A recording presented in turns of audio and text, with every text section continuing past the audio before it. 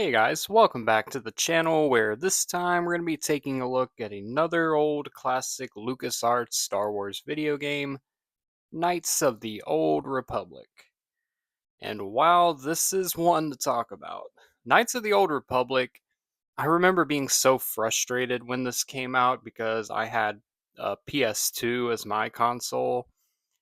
Didn't have an Xbox, did have a cousin that had an Xbox, and that was my first introduction to the game. And in the years since, I've gone back and been able to replay it and properly spend an appropriate amount of time with it. And man, this is one of those games that is lightning in a bottle, really struck gold. And not just for the game itself, but for the characters, the subject matter within the game, and really just when you talk about expanding the Star Wars universe, Knights of the Old Republic was really that first game that really opened up the timeline. This was our first introduction to a time period so far removed from the movies and even the tie-in games of that time with, dark forces and things like that. This was a look at a whole different era of Star Wars. Still familiar with Jedi and Sith and bounty hunters and familiar worlds, but um, really just felt so refreshing and such wonder and adventure in this game. And I think the gameplay itself and the way it's structured really feeds into that as well. They know that you're somebody as a player that's going into this really curious about what you're going to see from this time period and all of these characters that you have no previous connections with. And they allow you to kind of choose your own story. And I think the not necessarily open world, but the open choice aspect of this game and kind of allowing you to find your own path was really cool. It's something that hasn't really been done again in a Star Wars game, at least not to this level of just being fun and interesting. Um, and the we can all talk about the plot twist with Darth Revan. In the event you haven't played the game, I'm not going to spoil it here, but if you have, or if you've been following, the story of Revan and Star Wars for a long time, then you know what that twist is. And it's one of the greatest twists in gaming, in my opinion. Just, just awesome. The characters are awesome.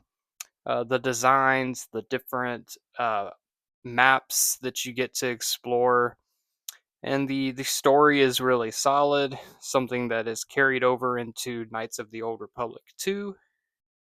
And it really just makes for a fun game with a lot of replayability. Your ability to make choices throughout the game impacts the ending that you get. And with that being said, you can go back and choose alternatives, get a different ending, um, and just enjoy the game a different way.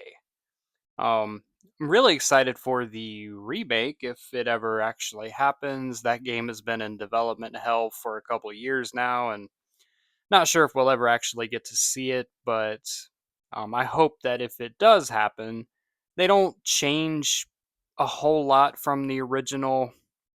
Um, I know there could be a lot of temptation to modify characters or events or things to kind of fit with the time period that we're in, but I really think the game is timeless and it's such an iconic piece of the Star Wars fandom just for the time period of the Old Republic in general.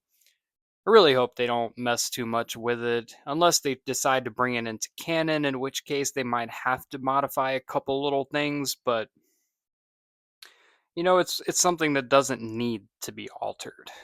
Um, but a remake, a remaster, whatever the case may be, would be greatly appreciated. Get this game on more eyes, get this game in more consoles, and allow people to really experience this time period.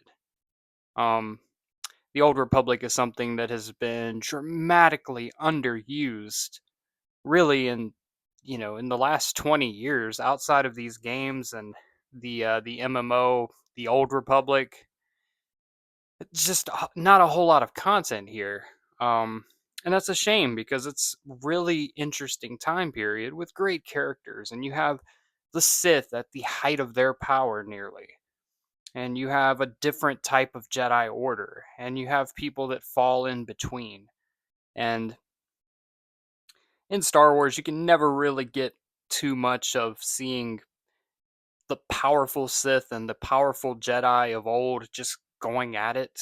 I mean, it's classic. It's great, but all in all, if you haven't played this game, I highly recommend it, as well as the sequel. I will cover the sequel in another video. I do believe there were some things that the sequel kind of strayed away from that made the first one slightly better, in my opinion, but they're both really good games. Great series.